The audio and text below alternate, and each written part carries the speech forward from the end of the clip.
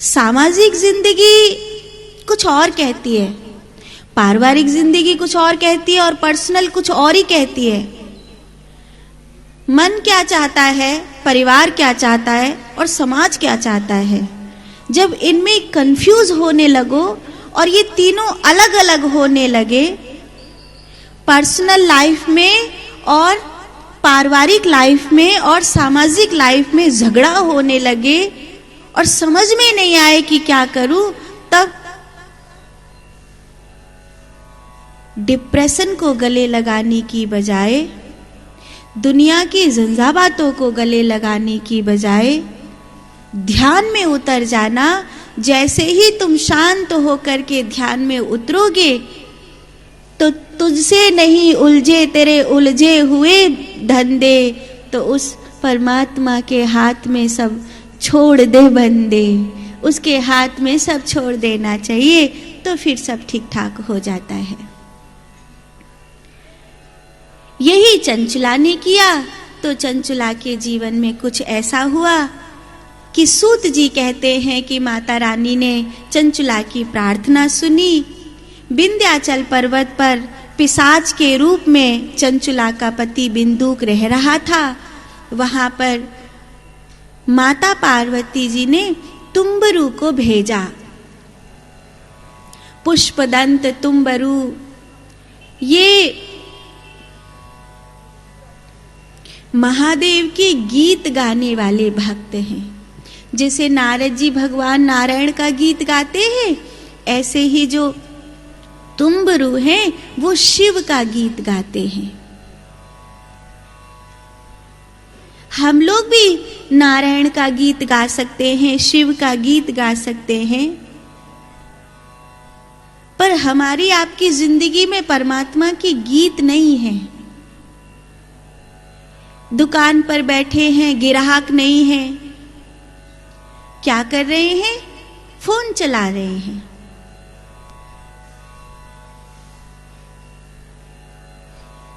क्यों?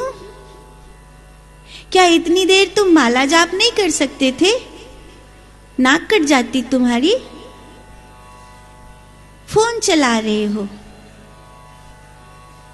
खुद को भी बर्बाद कर रहे हो और समय को भी बर्बाद कर रहे हो।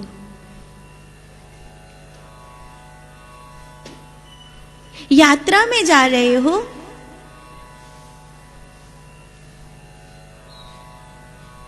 गाड़ी चल रही है, तुम्हें कोई काम नहीं है, क्या इतनी देर माला नहीं कर सकते थे?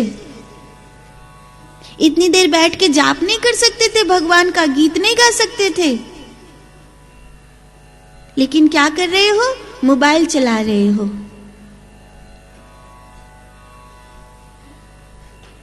अब मनुष्य की वृत्ति इतनी नीच हो गई है कि उसे अपनी बर्बादी में ऐसे रसाने लग गया है जैसे किसी को कोई खाज हो जाए, डॉक्टर कहे कि उसे खुजाना नहीं, और उसे खुजाने में कितना रस मिलता है।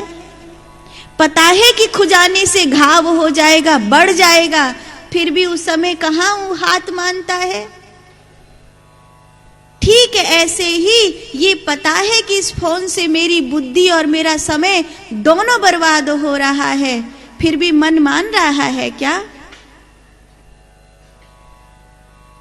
लोग मंदिर में बैठकर भी फोन चलाते हैं, तो दुकान में बैठकर फोन चलाए तो आश्चर्य क्या है? मन की चंचलता को छोड़ो, वृत्ति को शांत करो, और जितना समय मिल जाए उस समय को भगवान का गीत गाने में लगा दो। हर एक समय को भगवान का गीत गाने में लगा दोगे तो तुम्हारा जीते जी कल्याण हो जाएगा।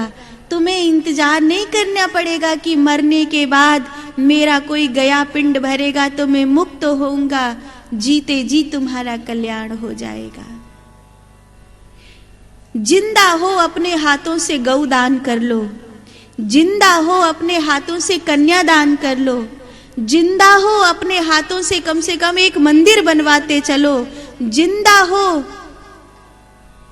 अपने हाथों से किसी भूखे को भोजन कराते चलो। ये मरने के बाद कौन तुम्हारे नाम से भोजन कराएगा? मरने के बाद कौन तुम्हारे नाम से गौदान करेगा? मरने के बाद कौन तुम्हारे नाम से मंदिर बनवाएगा? मरने के बाद कौन तुम्हारे नाम से कन्यादान करेगा? जिंदा हो, जिंदा रहते रहते कर लो।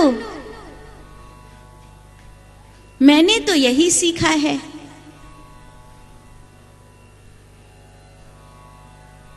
मैं तो सन्यासीन हूं और सन्यास लेने की प्रक्रिया में सबसे पहली प्रक्रिया ही यही होती है कि उन सब चीजों को छोड़ो जो तुम्हें संसारी बनाती हैं और संकल्प करो कि ये शरीर अब तुम्हारा नहीं है, ये शरीर परमात्मा का है। तुम मन वचन कर्म से इस शरीर के लिए, संसार के लिए नहीं हो, परमात्मा के लिए हो। मैंने सन्यास लिया इसलिए मैंने ये संकल्प किया। मैं जानती हूं कि तुम सन्यासी नहीं हो, तुम्हें ये संकल्प करने की जरूरत नहीं है, पर अपनी उम्र के एक पड़ाव पर तो तुम सबको सन्यासी बनना ही है ना। आज नहीं कल तुम्हारी जिंदगी का एक ही हिस्सा तो ऐसा आएगा जब तुम्हें सन्यासी बनना होगा। तुम छोटे थे, ब्रह्मचारी बने, तुम युवा हो गए, गृहस्थ बन गए, तुम प्रौढ़ हो गए, वानप्रस्थी हो गए। अब जब वृद्ध होने लगोगे, तुम्हारे बच्चे अपने आप कमाने खाने लगेंगे, तब तुम्हें सन्यास में जाना ही होगा। तब तुम्हें अपना जीवन भगवान को देना ही होगा। तुमने अपनी जिंदगी का एक हिस्सा विद्या को दिया, तुमने अपनी जिंदगी का एक हिस्सा समाज को दिया, तुमने अपनी एक जिंदगी का एक हिस्सा अपने परिवार को दे दिया। अब तुम्हें अपनी जिंदगी का आखिरी हिस्सा परमात्मा को देना ही है। इसलिए आज नहीं कल तुमको भी यही संकल्प करना है जो मैंने किया था। मैंने सन्यास लिया इस उम्र में इसलिए मैंने किया, पर तुमको भी तो एक दिन सन्यास लेना है, तो तुमको भी यही संकल्प करना है। और इस संकल्प की नींव यही है कि जब खाली हो, दुकान पे बैठे हो, ग्राहक नहीं है, मोबाइल मत चलाओ, माला फेरो। मंदिर में बैठे हो, सेवायत में हो, कथा में हो, सत्संग में हो, अपने व्यापार के क्षेत्र में हो, नौकरी के क्षेत्र में हो, थोड़ी देर इस डिब्बे का त्याग करो। अगर इस डिब्बे का त्याग नहीं करोगे तो एक दिन इस डिब्बे के अंदर बंद हो जाओगे और फिर तुम्हारे बेटा बेटी गंगा जी हरिद्वार में जाके गया श्राद्ध करते रहेंगे तो भी तुम मुक्त नहीं होगे।